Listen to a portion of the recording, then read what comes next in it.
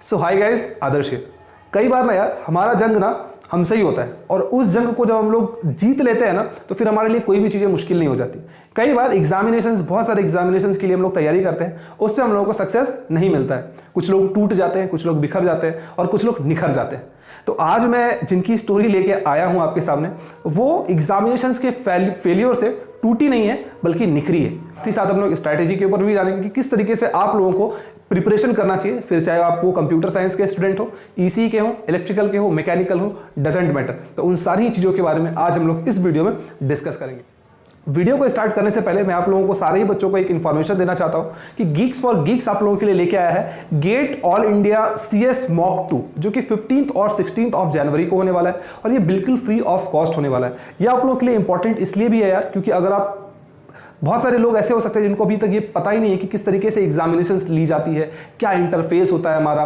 तो ये एग्जामिनेशन जब आप दोगे, मॉक टेस्ट आप दोगे, तो आप लोगों को वो सबसे पहला बात तो ये कि इंटरफेस के बारे में पता चलेगा कि किस तरीके से एग्जामिनेशंस लिया जाता है। बिल्कुल एग्जामिनेशन के माहौल में जैसा जो कंडीशंस होती है ना, वही कंडीशंस वहाँ पे भी होंगी, और आप लोग एग्जामिनेशन दोगे, चाहे वो एमसीक्यूज हो गए, चाहे वो एमएसक्यूज हो गए, एनईटी टाइप क्वेश्चंस हो गए, वो सारे ही टाइप के क्वेश्चंस आप लोगों को वहाँ पे देखने को मिल जाएंगे। तो मैं नीचे डिस्क्रिप्शन पे आप लोगों को लिंक दे रहा हूँ। 15 और 16 जनवरी को ये टेस्ट आप लोगों के लिए होने वाली है और बिल्कुल फ्री ऑफ कॉस्ट होने वाली है, तो आप जाके इस टेस्ट को जरूर दें। तो हमारे सामने जो शख्स खड़ी है, ये हमारी सीनियर थी, हमारी ही कॉलेज आईएम कोलकाता से इन्होंने अपनी पढ़ाई की है, और right now she is placed as well. बहुत अच्छे जगह पे इनकी प्लेसमेंट हो चुकी है। लेकिन इनसे आज हम लोग इनकी गेट की जर्नी के बारे में जानेंगे। My name is Devita Shri. मैं पटना से हूँ। स्कूलिंग 12th तक की पटना से ही हुई है, Saint Joseph's Convent High School. उसके बाद बीटेक के लिए आई वेंट टू कोलकाता। फिर आदर्श के कॉलेज से हूँ, Institute of Engineering and Management. 2020 से पास आउट हूँ in the department of electronics communication engineering. उसके बाद now in 2020 itself I wrote GATE, तो वहाँ पे मेरा ऑल इंडिया रैंक 17 आया। Then I took admission in IISc Bangalore. दीदी, तो सबसे पहले तो आप ये बताइए कि क्लास 11th क्लास 12th में हम लोग जब भी होते हैं तो सारे ही बच्चे जेई की प्रिपरेशन जरूर करते हैं। तो क्या आपने भी किया था, और क्या सीन रहा था, वो जरा बताइए आप। क्लास 11 से I started preparing for JEE. तो ट्यूशन जाती थी, और स्टार्टिंग में काफी जोश था, मार्क्स भी अच्छे आ रहे थे, बट धीरे धीरे वो कर्व गिरता गया जेई का।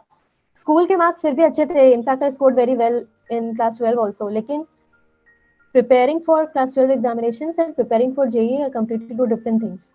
तो वहाँ पे मेरा जेई अच्छा नहीं, मुझे आईआईटी नहीं मिल पाया, तो बहुत बड़ा मेजर सेटबैक है, हो इनफैक्ट है मेरे लाइफ का, जब मुझे आईआईटी नहीं मिल पाया। अभी तक मुझे बुरा लगता है।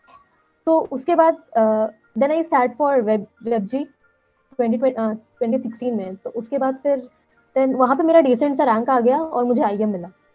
तो फिर वहाँ पे जाने के बाद आई रियलाइज कॉलेज बहुत, मतलब it was not up to the mark. मतलब मैं जैसा सोची थी कॉलेज जैसा होता है, मुझे वैसा लगा। पढ़ाई अच्छी थी और एटमॉस्फेयर अच्छा था, बट धीरे धीरे I came in touch with my seniors. Then they told me about GATE, कि तुम गेट दे सकते हो, आईएएस भी दे सकते हो। फिर मुझे हायर स्टडीज में थोड़ा इंटरेस्ट था, तो मुझे लगा कि मेरे लिए गेट ज़्यादा बेटर ऑप्शन है। तो फिर मैं गेट की तरफ बढ़ती बढ़ती गई। फिर गेट का सिलेबस देखी, तो सिलेबस देख के रियलाइज हुआ कि गेट का जो कुछ सब्जेक्ट है वो स्टार्ट ऑलरेडी हो चुका था। और तो मैं उन्हीं सब्जेक्ट्स को, जो मेरा फर्स्ट सेकेंड थर्ड सेमेस्टर में चल रहा था, धीरे धीरे, मतलब जितना सेमेस्टर के लिए हो सकता था वो उसको अच्छे से पढ़ती थी in comparison to other subjects. तो वो धीरे धीरे पढ़ते गई। फिर मुझे, मतलब जो मेरा सराउंडिंग था, मेरे कॉलेज का सराउंडिंग काफी अच्छा, काफी मतलब इंटेंसली प्रिपेयर कर रहे हैं गेट के लिए, और वो मैं कर नहीं रही थी। तो फिर मुझे कोचिंग के बारे में भी पता चला। तो फिर मैंने क्या किया, मुझे लगा सेल्फ स्टडी से बहुत ज्यादा, मतलब सेल्फ स्टडी के लिए तुम सेल्फ स्टडी कर सकते हो, लेकिन हाँ, उसके लिए कि तुमको सेकेंड ईयर से एकदम ही इंटेंसिवली लग जाना चाहिए, और सेल्फ स्टडी के लिए बहुत डिसिप्लिन होना चाहिए। मैं उतनी डिसिप्लिन, मुझे लगा कि मैं उतनी डिसिप्लिन हो नहीं पाऊंगी कॉलेज के साथ साथ। अब कोचिंग जाना है तो मतलब तुमको वो 8 घंटा बिठा के पढ़ाई देंगे, तो मुझे वो थोड़ा ज्यादा बेटर लगा। तो क्योंकि मैं उतनी डिसिप्लिन नहीं थी, जो डिसिप्लिन है वो डेफिनेटली सेल्फ स्टडी कर लेंगे। तो आपने मैं भी मुझे बताया कि हर बच्चे को ना सेकेंड ईयर ऑनवर्ड्स या फिर फोर्थ सेमेस्टर में जब वो होते हैं तो उनको प्रिपरेशन स्टार्ट कर देना चाहिए। लेकिन काफी सारे बच्चे जो कि फर्स्ट ईयर में या सेकेंड ईयर जब भी हो, तो उनमें ये डायलेमा होता है कि प्रिपरेशन मैं स्टार्ट कैसे करूं। तो क्योंकि आपने बहुत अच्छा एग्जामिनेशन में किया है, तो आप जरा बताएं कि या वो सेल्फ स्टडी कर रहा हो या फिर वो कोचिंग ले रहा हो, उसे किस तरीके से अपनी प्रिपरेशन को स्टार्ट करनी चाहिए, ताकि उसके एग्जामिनेशंस में बहुत आसानी से वो पूरी प्रोसेस को कंप्लीट कर पाए। सबसे पहले तो गेट का पूरा सिलेबस देखना होगा कि कितने सब्जेक्ट्स हैं, कौन से सब्जेक्ट्स मतलब कितने वेटेज के हैं, उस हिसाब से आगे बढ़ना होगा। तो एक बार पूरा गेट का सिलेबस देखो, उसके बाद उस गेट के सिलेबस में तुमको देखना होगा कि कौन सा ऐसा सब्जेक्ट है कि तुम जो कि कुछ ऐसे सब्जेक्ट्स होते हैं ना कि जो कि हर सब्जेक्ट में उनकी रिक्वायरमेंट होती है, तो उन सब्जेक्ट्स को तुमको पहले करना होगा। तो उन सब्जेक्ट्स को पहले उठाना होगा, फिर ऐसे ऐसे करके आगे बढ़ना है। तो सबसे पहले तो तुमको एक पूरा अपना शेड्यूल बनाना होगा, जो सेल्फ स्टडी करे या कोचिंग कर रहे हैं। कोचिंग है ये वो लोग खुद ही बता देंगे, उनके लिए टेंशन वाली बात नहीं है, वो सब्जेक्ट्स वैसे ही शुरू करें। जो सेल्फ स्टडी करे उनके लिए बता रही हूँ, पहले सिलेबस रीड करो, वेटेज देखो, फिर उस हिसाब से कौन सा सब्जेक्ट पहले करने की जरूरत है। जैसे इंजीनियरिंग मैथमेटिक्स पहले कर लेना होगा for example, engineering mathematics for every department पहले ही करना होगा। तो इन सब्जेक्ट से आगे बढ़ो। उसके बाद फिर अगर तुम एक सब्जेक्ट को उठाते हो, उस सब्जेक्ट को उठा के फिर तुमको उसमें ये एनालिसिस करना होगा कि कौन से चैप्टर से कितने क्वेश्चंस आ रहे हैं। और ये सब इजीली गूगल यूट्यूब पे अवेलेबल है, तुम यूट्यूब पे देखो, तुमको इनफैक्ट वीडियो लेक्चर्स भी मिल जाएंगे। तो ऐसे ऐसे करके हर कितने कितने मार्क्स से चैप्टर्स आ रहे हैं, जो इंपॉर्टेंट चैप्टर है उनको पहले पढ़ो। लेकिन कुछ ऐसे चैप्टर्स भी होंगे जो कि इंटरलिंक्ड होते हैं, तो तुमको उस हिसाब से आगे बढ़ना होगा। तो अब एक चैप्टर स्टार्ट करते हो, तो सबसे पहले उसका तुम नोट्स बनाओ। नोट्स बनाने के बाद उस पर जैसे ही चैप्टर खत्म होता है उस पर क्वेश्चंस बना लो। और क्वेश्चन बनाने के टाइम सबसे चीज ये दिमाग में रखना होता है कि क्वेश्चंस को पूरी तरह बनाओ। कुछ लोगों का आदत होता है इतना आधा बना लिए, चलो ये खत्म हो गया, आगे हो ही जाएगा। लेकिन एग्जाम में तो आधा बना के तो नहीं आएंगे ना, चलो आंसर आ ही जाएगा। तो पूरा क्वेश्चन को सॉल्व करना होता है। और आपने मॉक टेस्ट जो आपकी प्रिपरेशन जैसा कि आपने बताया, तो आपने मॉक टेस्ट कब देना स्टार्ट किया, और क्या आप कॉन्फिडेंट थी जब आप मॉक टेस्ट दे रहे थे, और किस तरीके से फिर मॉक टेस्ट ने आपको हेल्प किया? मॉक टेस्ट मैं ऐसे ही देना स्टार्ट करती थी, जैसे एज सून एज मतलब मेरा एक सब्जेक्ट हो गया तो मैं मॉक टेस्ट स्टार्ट करती थी। लेकिन मेरे साथ क्या हुआ था, मैं जैसे फोर्थ सेमेस्टर में ज्वाइन की, तो एक साल ना मेरा कॉलेज चल रहा था और वीकेंड्स पे पढ़ती, तो मेरा चैप्टर क्वेश्चन ज्यादा सॉल्व नहीं कर पाई थी। तो एक बार मेरा कोचिंग ओवर हो गया, उसके बाद मैं क्वेश्चन सॉल्व करना स्टार्ट की थी हर एक सब्जेक्ट का। तो जैसे कि मैं क्वेश्चन सॉल्व कर ली, पूरा एक सब्जेक्ट मेरा done, then I went for mock test. तो मॉक टेस्ट में स्टार्टिंग में तो बिल्कुल भी कॉन्फिडेंस नहीं था, मार्क्स बहुत खराब आ रहा था। तो लेकिन धीरे धीरे इंप्रूव हुआ। लेकिन इंप्रूवमेंट के लिए भी क्या करना होगा कि टेस्ट सीरीज आप 1 घंटे का दे रहे हो, तो आप उसको एनालाइज करो 2 घंटे बैठ कर, क्या मिस्टेक कर रहे हो। एनालिसिस के लिए अपना एक डायरी बनाओ, नोट्स में अपना पूरा मिस्टेक्स लिखो, एक एक मिस्टेक्स लिखो। क्योंकि मॉक टेस्ट सीरीज देने का मतलब यही होता है कि आप दे रहे हो ना, तो वो जो मिस्टेक्स है जो आप वहां एनकाउंटर कर सकते थे गेट में, वो सारे मिस्टेक को आप टेस्ट सीरीज में एनकाउंटर कर दे रहे हो। तो वो मिस्टेक वापस से वहां रिपीट नहीं होना चाहिए।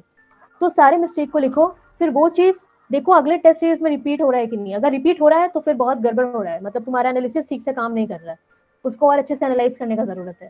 इस तरीके से धीरे धीरे कॉन्फिडेंस बिल्डअप होता गया। पहले तो बहुत खराब मार्क्स आ रहा था, बट हाँ ठीक है, धीरे धीरे अच्छा नहीं लगता। अच्छा दीदी, एक और बहुत इंपॉर्टेंट बात है, जैसे कि प्रिपरेशन तो बहुत सारे लोग करते हैं, सिलेबस भी बहुत सारे लोगों का कंप्लीट हो जाता है, तो सिलेबस के साथ साथ आप रिवीजन किस तरीके से किया करते हैं? रिविजन भी होता है ना, वो 2-3 फेज में होता है। तो पहला रिविजन होता है जब जैसे ही आपका सिलेबस कंप्लीट होता है, then you go for revision. तो उस टाइम का जो रिविजन होता है ना, वो क्या होता है, तुमको नोट से रिवाइज करना होगा। तो first phase of revision note से रिवाइज करती थी मैं। फिर क्वेश्चन बनाती थी। सेकंड फेज ऑफ रिविजन में ये होता है कि तुम सिर्फ क्वेश्चन बनाओ, और जिस क्वेश्चन में तुम फंस रहे हो उसका ही थ्योरी जस्ट नोट से रेफर करो। फिर थर्ड फेज ऑफ रिविजन तब स्टार्ट होता है एक्चुअली जनवरी में, जहाँ की कुछ सब्जेक्ट्स के लिए, हर सब्जेक्ट्स के लिए नहीं, अपना शॉर्ट नोट्स बनाना होता है। क्योंकि तुमको उसमें सिर्फ एकदम क्रिस्पी पॉइंट चाहिए, जो कि एकदम मतलब एकदम तुरंत जरूरत है। शॉर्ट नोट्स में वो सब लिखे होने चाहिए, तो वो उसका रिविजन होना चाहिए जनवरी। मतलब जो क्विक फॉर्मूला तुमको जरूरत है, ये सब। तो स्टार्टिंग में क्या होता है ना, रिविजन में टाइम लगता है। तो जैसे लोग पढ़ने बैठे, रिविजन में बहुत ज्यादा टाइम लगेगा, तो स्टार्टिंग में लगता है, लेकिन धीरे धीरे रिविजन का टाइम भी कम होता जाता है। क्योंकि क्वेश्चन सॉल्व करते करते इतना प्रैक्टिस हो जाएगा कि you don't need to see your coaching का नोट्स एंड लंबा बड़ा बड़ा नोट्स, वो शॉर्ट नोट्स से काम चल जाएगा। अच्छा, तो फिर जो कोचिंग का आप लोगों का टाइम हुआ करता था, और फिर कॉलेज को मेंटेन करना और खुद की पढ़ाई, इन तीनों ही चीज को कैसे मेंटेन करते थे आप? कोचिंग वीकेंड्स पे होता था मेरा, 8 आवर्स 2 days पर वीक। तो वो जो 8 आवर्स का पढ़ाई होता था 2 दिन, वो तो फिर वीकडेज में कवर अप करना होता था। तो फिर वही मतलब शाम में, मतलब 6 आवर्स पर डे तो किसी तरह देना ही होता है। तो वो मैं मतलब मेरा कंसिस्टेंसी मेंटेन की हुई थी कि 6 आवर्स पर डे मुझे किसी तरह देना ही है, तो वो देते रहती थी। और हाँ, थोड़ा प्रॉब्लम तो होता था कॉलेज, क्योंकि आईएम बहुत स्ट्रिक्ट था अटेंडेंस को लेकर। तो कि कॉलेज के पढ़ाई में थोड़ा कॉम्प्रोमाइज, जैसे कुछ क्लासेस स्किप करके लाइब्रेरी में बैठना जो इम्पोर्टेंट नहीं है, तो उतना मैनेज हो जाता था। 75% 25% एब्सेंट हो जाओ, लाइब्रेरी में बैठ जाओ, लाइब्रेरी में बैठे रहते थे दिन भर, तो वैसे करके मैनेज हो गया। हाँ, लेकिन ये है कि 6 आवर्स मैं डेली देती थी कॉलेज डेज में भी। लेकिन क्या पीएसयूज के लिए आप लोगों को पहले अप्लाई करना पड़ता है या फिर रिजल्ट्स के बाद ये सारी चीजें प्रोसेस होती हैं? कुछ पीएसयूज के लिए गेट के पहले ही अप्लाई करना होता है। तो अगर आप गेट का प्रिपरेशन कर रहे हो और दिमाग में पीएसयू है, तो अपने मतलब मोबाइल का नोटिफिकेशन हमेशा ऑन करके रखना चाहिए। कुछ वेबसाइट्स पे जाके नोटिफिकेशंस ऑन कर दो, उस पे आते रहते हैं पीएसयूज का न्यूज़ कि इसका वैकेंसी आउट है। तो कुछ पीएसयूज का फरवरी, आई मीन नॉट इवन फरवरी के पहले ही आ जाएगा। और इनफैक्ट 10 to 20 डेज का विंडो रहता है। मेरा ऐसे ही एक पीएसयू का छूट भी गया था, तो इसीलिए नोटिफिकेशंस ऑन करके रखो। कुछ पीएसयूज बहुत बाद में भी आएंगे, कुछ अच्छे पीएसयूज गेट रिजल्ट के पहले भी आ जाएंगे, तो सतर्क रहना चाहिए बेसिकली। और एमटेक के लिए तो कॉलेजेस वो काफी बाद में आते हैं। पीएसयू हमारे टाइम तो बहुत कम पीएसयूज अपने वैकेंसीज डाले थे, क्योंकि कोविड का टाइम था और एक मेरा ऑलरेडी पीजीसीएल छूट गया था, उसके लिए मैं फॉर्म फिलअप नहीं कर पाई थी बिकॉज आई मिस्ड इट। तो एक बचा था इधर एनटीपीसी, तो उसका मैंने फिल किया। ईसी के लिए सिर्फ एनटीपीसी था, आईओसीएल उस टाइम ईसी के लिए वैकेंसी निकाली नहीं, तो एनटीपीसी का मैंने फॉर्म फिल किया और फिर इंटरव्यू हुआ था, जीएडीएन इंटरव्यू हुआ था, तो उधर मेरा एनटीपीसी हो गया था। तो बट फिर मैंने लिया नहीं NTPC, I was interested in MTech only. अच्छा, फिर आपने वो सीट एमटेक वेस्ट नहीं हुआ। हाँ, वो उधर डेफिनेटली फिर वेस्ट वो नहीं लोग हुआ, बाद किसी और को में मिल चुका होगा। पीएसयू में एक लेवल के बाद ग्रोथ सैचुरेट हो जाता है, ऐसा मैंने देखा भी है, सुना है, और अभी मैं देख भी रही हूँ कुछ लोगों का। तो फिर वही था कि मतलब ग्रोथ कभी सैचुरेट ना हो, मैं आगे बढ़ते रहूं, तो इसके लिए मुझे लगा मुझे 2 साल और पढ़ना चाहिए, और अभी नहीं पढ़ती तो बाद में कभी नहीं पढ़ पाती, इसलिए आई वेंट फॉर एमटेक। फिर अभी इंडस्ट्री में जो पढ़ा है मैंने 4 साल पढ़ा, फिर मैंने 2 साल पढ़ा, उसी चीज पे आई विल बी वर्किंग, उसी इंडस्ट्री में काम करूंगी, जो पढ़ी हूँ वो यूज हो रहा है, और फिर आगे बढ़ती रहूंगी। That is it.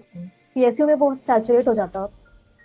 अच्छा, तो इसलिए आपने दीदी एमटेक चुना। तो एमटेक में भी काफी सारे लोग ना आईआईटीज को प्रेफर करते हैं, बेशक वो आईआईटी मुंबई हो गया, आईआईटी दिल्ली, आईआईटी कानपुर की प्लेसमेंट्स बहुत ज्यादा अच्छी है, बट फिर भी आपने आईआईएससी को प्रेफर किया, रीजन क्या था इसके पीछे? एक तो वही रिसर्च ओरिएंटेड है आईएससी बहुत ज्यादा, in comparison to other IITs. वैसे टू बी वेरी ऑनेस्ट बहुत ज्यादा डिफरेंस नहीं होता आईआईटी बॉम्बे, कानपुर और आईआईएससी में, सब एक जैसे। उधर भी रिसर्च होता है, ऐसा नहीं है, बट इधर थोड़ा थोड़ा ज्यादा फोकस है, प्लेसमेंट्स में थोड़ा कम फोकस करता है आईआईएससी, और बहुत ज्यादा रिसर्च ओरिएंटेड है।